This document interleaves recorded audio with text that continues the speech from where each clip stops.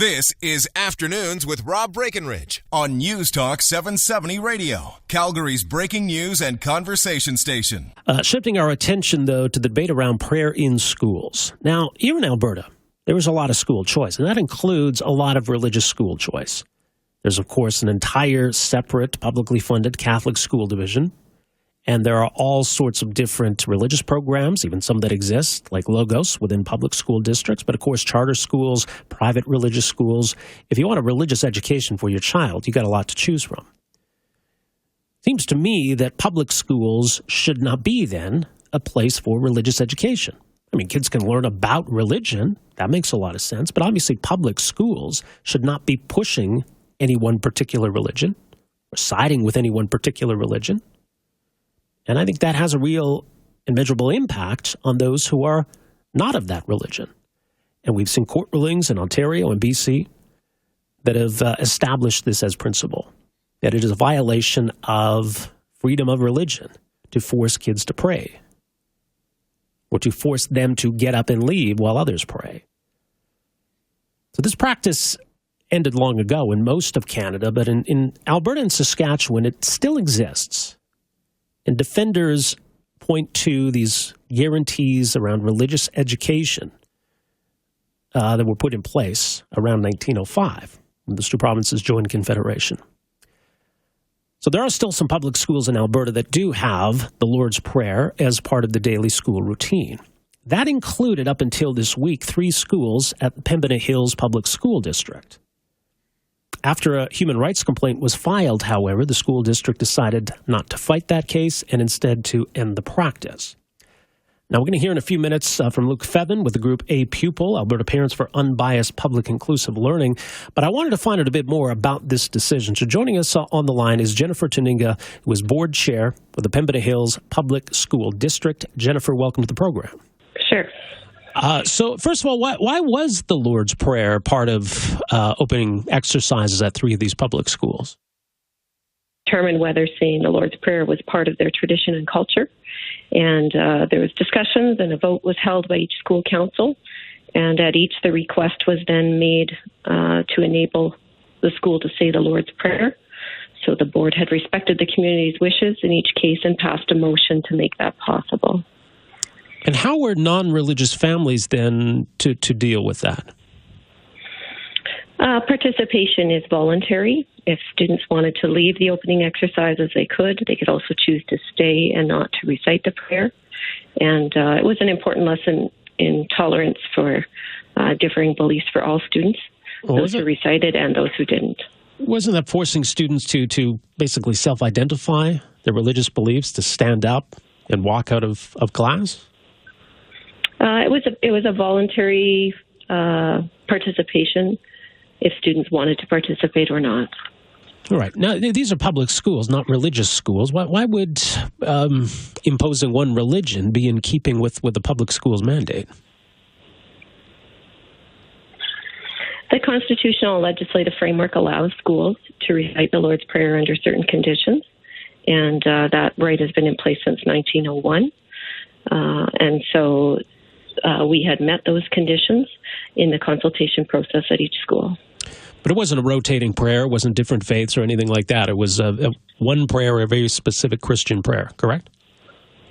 The Constitution is specific to the Lord's Prayer and the conditions around that. Okay, so that was a decision made in 2015, a decision made this week, however, to stop the practice of reciting the Lord's Prayer. So why was that decision made? We had a complainant come before the Alberta Human Rights Commission, and so the complainant and the school board entered into discussions to try to reach an agreement, and that was not successful, and therefore it was going to go to a tribunal of the Human Rights Commission. And so the board decided that faced with a very complex legal case that involves founding legislation, that we would prefer to keep dollars in the classroom.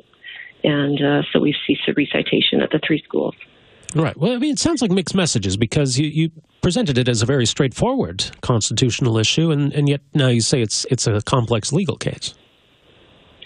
Well, I think when it comes down to a tribunal and possibly moving on to the Supreme Court, because there are four different, there's the Constitution Act, the Alberta Act, the Ordinances of the Northwest Territories Act, and the School Act, and there are questions about what law overrides the other. And so there's never been a case that went all the way through the court system on it. So you don't buy the notion that this infringes on the rights of non-Christian families? I think we followed the process according to what is constitutional and the legal framework is currently, and we followed that process in 2015. How many schools are in the Pembina Hills Public School District? We have community schools, and we also have an online school, and then distance learning across the province. Right. I just mean that. So there's Busby School, Dunstable School, and Pembina North Community Schools were the schools in question where the prayer was being recited. Are there other public schools in the district where the prayer was not part of the school routine? Yes, we have 15 different communities. Right. Okay. So that's where things stand. Then the decision was made. The practice has ceased. Yes, it has. As of today. What's the reaction been? I've been getting different calls from media, and I've had some parents call to express their opinion as well. Is there disappointment, would you say? So the parents that have called have expressed disappointment with the decision, yeah. Wouldn't there still be an opportunity, without it being an official part of the school opening exercises where it's in the classroom, isn't there still an opportunity for students who wish to pray before school begins to find other ways of doing so? I guess that would be up to individual decision. All right, but there's no direction from any of these schools or from the board itself? No, there's no accommodations coming from the board itself for those schools. Okay. All right. Well, Jennifer, we appreciate you clarifying this for us, and thanks for making some time here. Okay, thank you.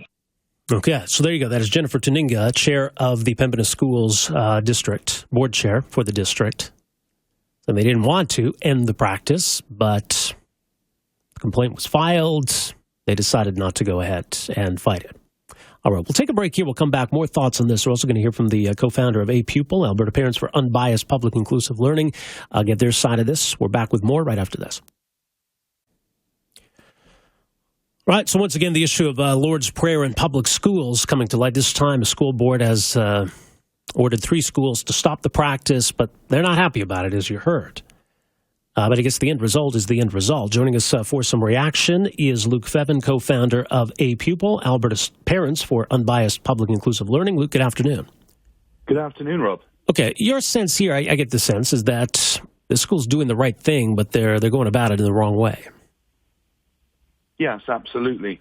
It's a shame that they've been forced into doing the right thing.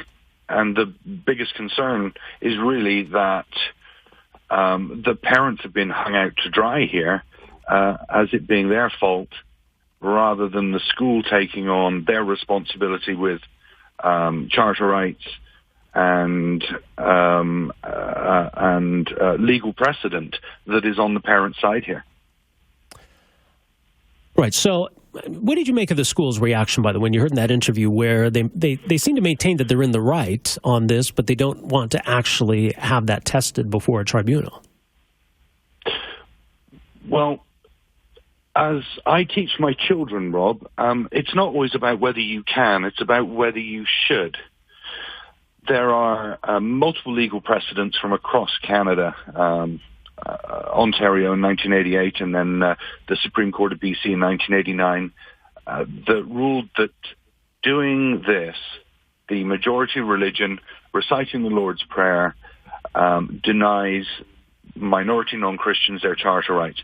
So a public school district should voluntarily be choosing not to do this.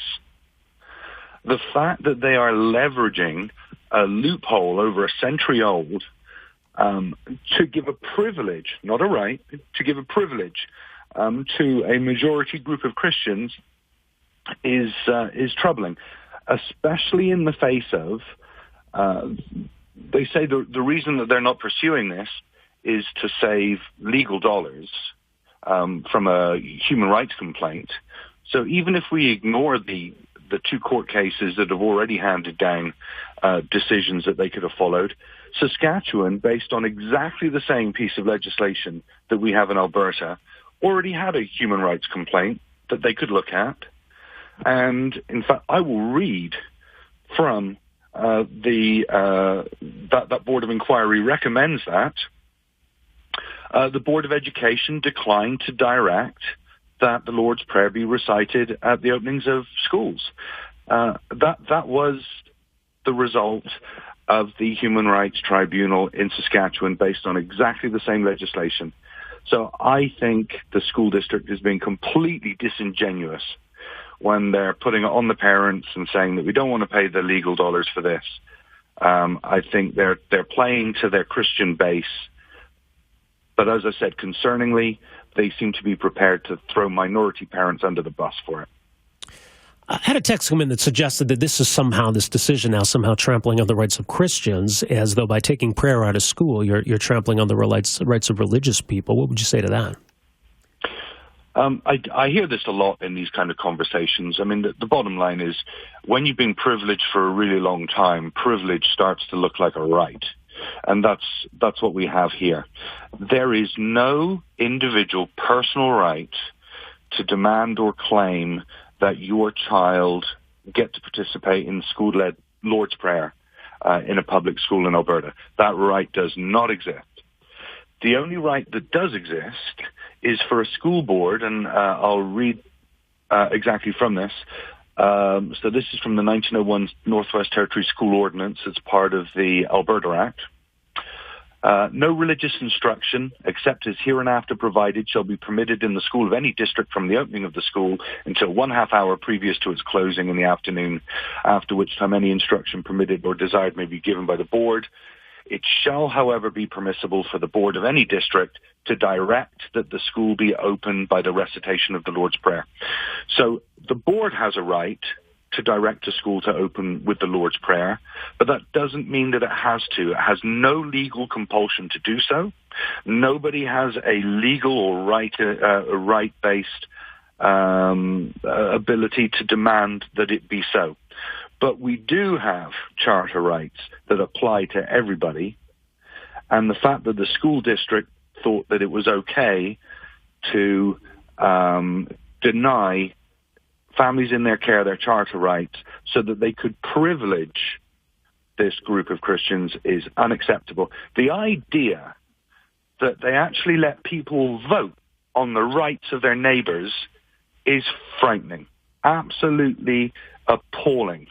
And I've just got to say, when the board chair said that this promoted tolerance, this allowed other people to learn about other beliefs. No, it didn't. There was no tolerance there. No tolerance on the part of the majority Christians. No one else learning about other beliefs. Just the minority suffering the tyranny of the majority, which is actually a phrase from the original ruling.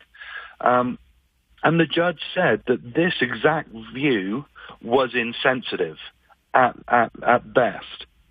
So I think this could have been avoided. Before I forget, I do actually just want to acknowledge the families that did stand up. Not just the family that filed the human rights complaint, but other families as well at other schools that spoke up. Part of the reason this is a problem is because you can take such a beating in your community for asking for your charter rights in your public school. All right. Do we have any idea, Luke, of how many schools in Alberta now that these three have ceased the practice still do have the Lord's Prayer as part of the daily routine? No is the short answer. I know that the Edmonton Journal a little while ago tried to poll public schools. We at A Pupil also tried to poll them. The best thing I can do is give you a best guess, which is between 12 and 20 public schools still do this, and that's not including religiously affiliated public schools. All right. So we've not heard the last of this then, I suspect. Sadly, there'll be more cases. We know that it still goes on in the school that started this for me, Sturgeon Heights, in the Sturgeon School Division still does this. So, yes, this will continue. All right. Well, folks can find A Pupil on Facebook, facebook.com/A Pupil, I believe. Luke, thanks for making some time for us here. Thank you. All right. Luke Fevin, co-founder of Alberta Parents for Unbiased Public Inclusive Learning, their reaction to the developments in the Pembina Hills School District. Again, you wish to pray with your child at home, you're certainly free to do so. If you wish to pursue a religious education for your child here in Alberta, you're free to do so. But I think the courts have been pretty clear that having public schools impose a particular religion is a violation of freedom of religion. There's no reason for it. So, kudos to the school for doing the right thing, I suppose, but it's too bad that they're lashing out at others in doing so. We're back with more right after this. Afternoons with Rob Breakenridge, starting at 12:30 on News Talk 770 Calgary.